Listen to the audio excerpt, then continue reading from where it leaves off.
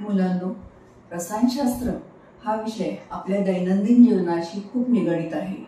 असं म्हटलं तरी चालेल की तो आपल्या जीवनाचा एक अविभाज्य घटक आहे. मुलांनो, आपली सगळ्यांची सकाळच मुळी टूथपेस्ट आणि शॅम्पूमुळे होते. आणि टूथपेस्ट आणि शॅम्पूमध्ये आपल्याला माहिती आहे की त्यामध्ये काही रसायनच वापरलेली असतात. आपण जे कपडे वापरतो ते कपडे सुद्धा वेगवेगळ्या फायबर्सपासून बनलेले असतात. त्यातले काही फायबर्स नैसर्गिक असतात तर काही आर्टिफिशियल असतात. आजकाल बरेचसे कपडे या आर्टिफिशियल फायबरपासूनच बनलेले असतात. तिथेही रसायनशास्त्र आलंच की हो. आपण आपल्या व्हेकल्समध्ये, गाड्यांमध्ये जे इंधन वापरतो, पेट्रोल, डिझेल, हे सुद्धा रसायनच आहे. एवढंच नव्हे तर आपण ज्या हवेमध्ये श्वसन करतो, रेस्पिरेशन करतो, तर ती हवा सुद्धा वेगवेगळ्या वायूंचं एक मिश्रण आहे. आपण जे मेडिसिन्स घेतो, जे जीवनावश्यक असतात, हे मेडिसिन सुद्धा केमिकल्स पासूनच बनलेले असतात. अशा प्रकारे रोजच सकाळपासून रात्रीपर्यंत आपण रसायनाशी निगडित गोष्टी आपल्या आयुष्यामध्ये असतात. असो, आज आपण छोट्या आणि मोठ्या दोन्ही गटांसाठी छोटे छोटे एक्सपेरिमेंट्स, छोटे छोटे प्रयोग बघणार आहोत. ते प्रयोग तुम्ही घरच्या घरी करू शकतात आणि त्यातल्या बऱ्याचशा कन्सेप्ट तुमच्या त्या प्रयोगांमुळे नक्कीच क्लिअर होणार आहेत. या सुट्टीमध्ये तुम्ही ते नक्की करून बघायचे. तर if you have ever wanted to see a button rise and fall in a glass of liquid, now you have a chance. म्हणजेच काय, आपल्याला एखादं बटन पाण्याच्या ग्लासमध्ये डान्स करताना, उड्या मारताना बघायचं आहे का? चला आपण बघूया कसं होतंय ते. त्यासाठी आपल्याला काय लागणार आहे? एक ग्लास आहे, ग्लासमध्ये पाणी घेतलेलं आहे. साधारण अर्धा ग्लासच्या वरती मी पाणी आपल्याला घ्यायचं आहे. सोडा लागणार आहे. तो सोड्याऐवजी आपण काय करतोय? इनो घेतोय. घरामध्ये आपल्याकडे इनोचं पाऊच असतं. आणि 2-3 बटन्स घेतलेले आहेत, शर्टचे किंवा कपड्यांचे बटन्स घेतलेले आहेत. आपण काय करू? या ग्लासमध्ये, या पाण्यामध्ये आपल्याला इनो ॲड करायचं आहे.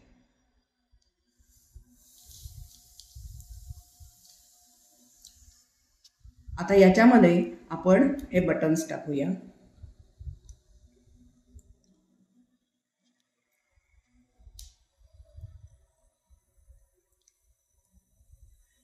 बघा काय होतंय, हे बटन्स वर येत आहेत.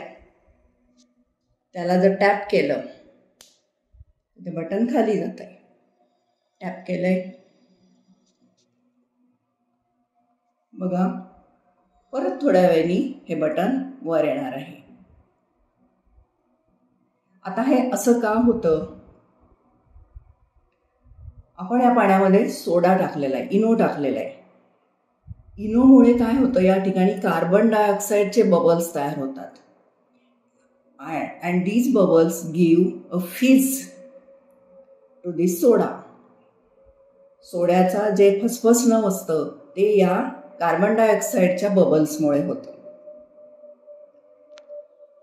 जेव्हा आपण हे बटन खाली असतात तेव्हा हे जे बबल्स आहेत ते bubbles collect around the button. त्या बटनच्या भोवती ते जमा होतात. आणि these buttons gives enough lift. These bubbles gives enough lift to the button, or it is also called as a buoyancy, so that these buttons can rise in the water. थोडासा धक्का देऊन बघूया, ते बटन्स हलतात बघा.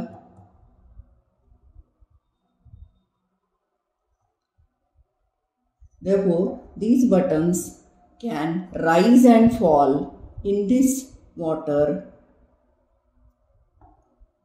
आता हे किती वेळ चालू राहणार आहे? हे असं किती वेळ चालणार आहे? जोपर्यंत या सोड्याचा कार्बन डायऑक्साईड त्याच्यामध्ये शिल्लक आहे तोपर्यंत हे बटन्स डान्स करत राहतील खाली आणि वरती.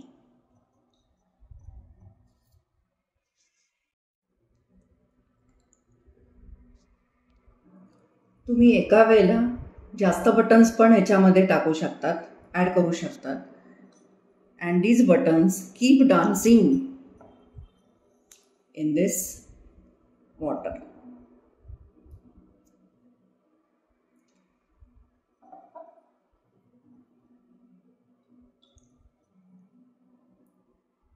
आहे की नाही इंटरेस्टिंग एक्सपेरिमेंट? आपल्या पुढच्या एक्सपेरिमेंटचं नाव आहे लेमन सेव्स द ॲपल.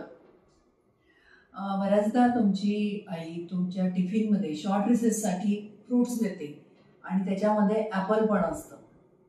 जेव्हा तुम्ही टिफिन उघडता तेव्हा लक्षात येत असेल की ते ॲपलच्या फोडी आहेत तर त्या ब्राऊन कलरच्या झालेल्या आहेत.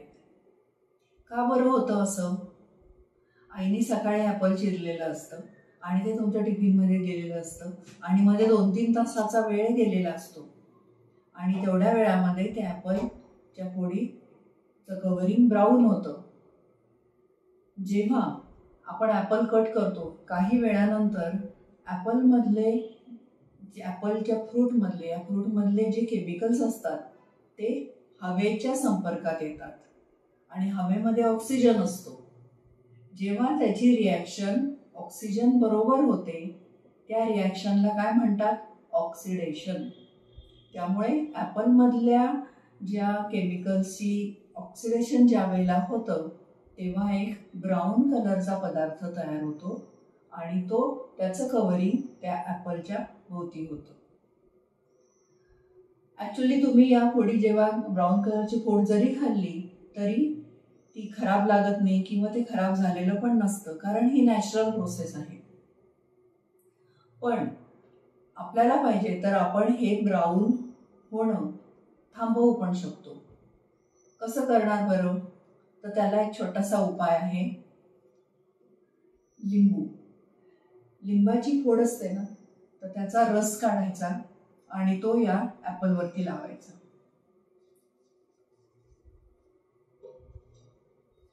हा लिंबाचा रस जेव्हा आपण ॲपलच्या फोडींना लावतो तर त्यावेळेला ही जी क्रिया आहे ही रोखली जाते.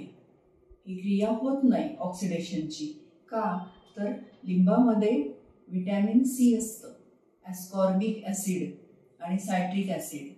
आणि हे जे ॲस्कॉर्बिक आणि सायट्रिक ॲसिड आहे तर ते हे ऑक्सिडेशन व्हायला प्रतिकार करतं. म्हणजे थोडक्यात हे जे ॲपलचं ऑक्सिडेशन होतं आउटर लेअरचं तर ते ऑक्सिडेशन करण्याची प्रक्रिया स्लो करतं आणि त्यामुळे हे जे ॲपलच्या फोडी ज्या आहेत त्या आहे तशाच राहतात आणि त्याची टेस्ट आणि त्याचा कलर आहे तसाच राहतो.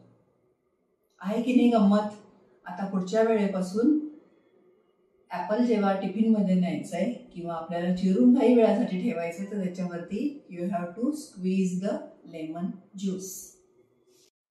मुलांनो, आपला पुढचा टॉपिक आहे सोल्युबिलिटी किंवा विद्राव्यता. एखादा पदार्थ पाण्यामध्ये विद्राव्य आहे किंवा सोल्युबल आहे याचा अर्थ तो पाण्यामध्ये विरघळतो.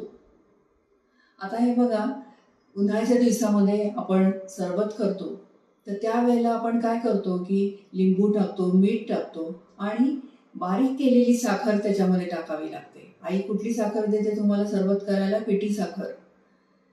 आता ही पिठी साखर का बरं घेतो आपण? का? तर पिठी साखर ही पटकन विरघळते आपल्या नेहमीच्या साखरेपेक्षा.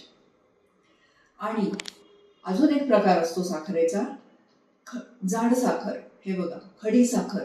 तर आपण हे 3 प्रकार घेतलेले साखरेचे, पिठी साखर, नंतर ही आपली नेहमीची साखर आणि खडी साखर.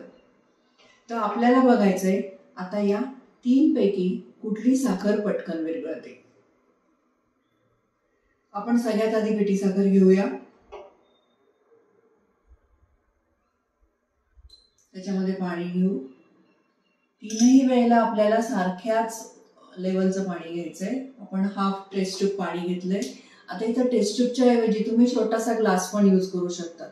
आपल्या घरी टेस्ट ट्यूब काही नसते त्यामुळे आपण छोटा ग्लास यूज करू शकतो. त्याच्यामध्ये पिठी साखर टाकली आहे. 2दा-3दा फक्त हलवायचंय, इन्व्हर्ट करायचंय. बघा, पिठी साखर विरघळली पाण्यामध्ये, बरोबर. आता आपण नेहमीची जी साखर आहे वापरतो ती साखर घेऊन बघूया.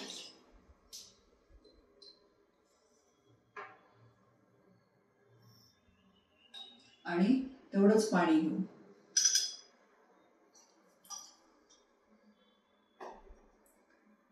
याला पण आपल्याला 2-3 वेळेला शेक करावं लागेल. हे बघा, आता या साखरेला पिठी साखरेपेक्षा जास्त वेळ लागतोय विरघळायला, बरोबर. अजूनही ती पूर्ण विरघळली नाहीये. जोरात शेक करून बघू. तरीही ती, हे बघा, अजूनही विरघळायला वेळ लागतोय, बरोबर. म्हणजे या साखरेला जास्त वेळ लागला. आता आपण तिसरा प्रकार घेऊन बघू, खडी साखर. हे बघा, साखरेचे असे खडे असतात. आपण ही साखर घेऊन बघू. खडी साखर घेतली, पाणी टाकलंय. बघा, हे तर खूपच मोठे खडे आहेत, त्यामुळे त्याला विरघळायला भरपूर वेळ लागला आहे.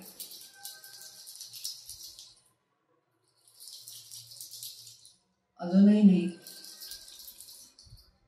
दिसतात खडे.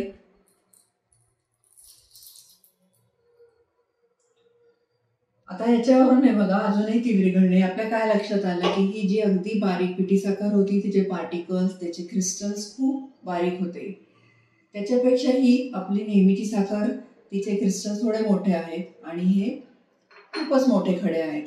त्यामुळे जितकी पार्टिकलची साईज छोटी तेवढे विरघळायला लागणारा वेळ कमी आहे, आणि जितकी पार्टिकलची साईज मोठी तेवढं विरघळण्यासाठी जास्त वेळ लागतोय. आता हे झालंय पार्टिकलच्या साईज बद्दल. आता अजून एक दुसरी गोष्ट आहे ज्याच्यामुळे ही विरघळण्याची क्रिया, त्याच्यामध्ये फरक पडतो.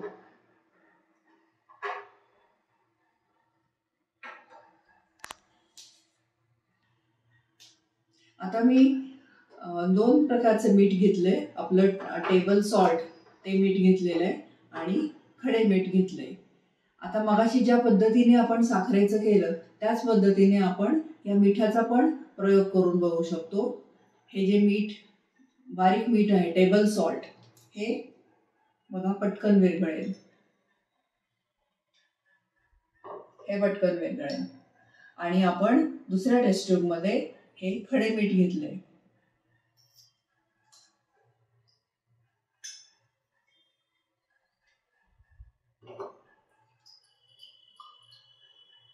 आपण दोन्ही शेक करून बघूया. हे बघा, हे खडे मीठ आहे ते विरघळलेलं नाही, पण त्या मानाने हे आपलं टेबल सॉल्ट आहे, बारीक मीठ आहे, ते विरघळलंय, बरोबर. आता आपण अजून दुसरा एक फॅक्टर आहे त्याचा विचार करू, ते म्हणजे टेम्परेचर. जेव्हा तुम्ही सकाळी दूध घेत असाल तर थंड दुधामध्ये आपण साखर जर टाकली तर ती विरघळायला वेळ लागतो. पण हेच जर दूध गरम असेल तर साखर पटकन विरघळते. तसंच आपण आता काय करतोय, हे जे आपण जाड साखर आणि खडी साखर आहे ना, ती आपण गरम पाण्यामध्ये विरघळवून बघूया.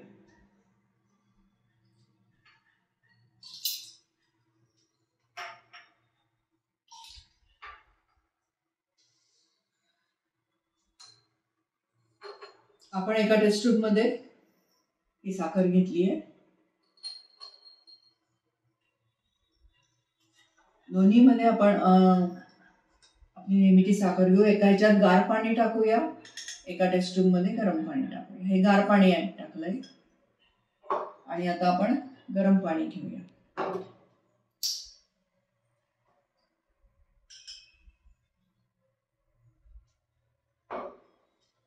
इकडे गरम पाणी आहे, इकडे गार पाणी.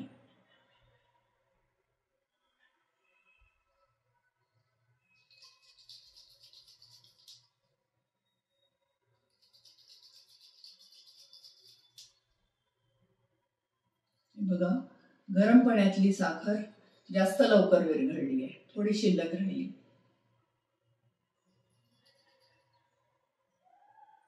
बरोबर. ही पूर्ण विरघळली आहे आणि इथे साखर शिल्लक दिसते आपल्याला गार पाण्यातली. तसंच आपण मिठाचं पण करून बघू शकतो. आपल्याकडे खडे मीठ आहे.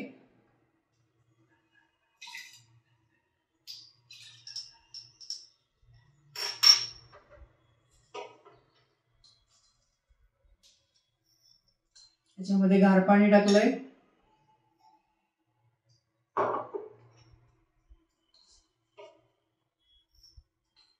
आणि याच्यात गरम पाणी घेतो.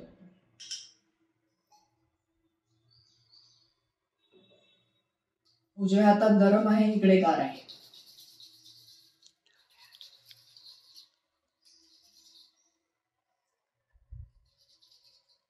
हे बघा, गरम पाण्यातलं मीठ विरघळलं सुद्धा आणि हे गार पाण्यातलं मीठ अजून विरघळलेलं नाही. हे काय, याच्यापासून आपल्याला काय समजतं की जितकं पाण्याचं टेम्परेचर जास्त तेवढं तो जो पदार्थ आहे साखर किंवा मीठ तो पटकन विरघळतो आणि गार पाण्यामध्ये विरघळायला वेळ लागतो. समजलं सगळ्यांना आता? आता हा एक्सपेरिमेंट सगळ्यांनी घरी सुट्टीत नक्की करून बघायचा आहे. खूप छान आणि सोपा एक्सपेरिमेंट आहे.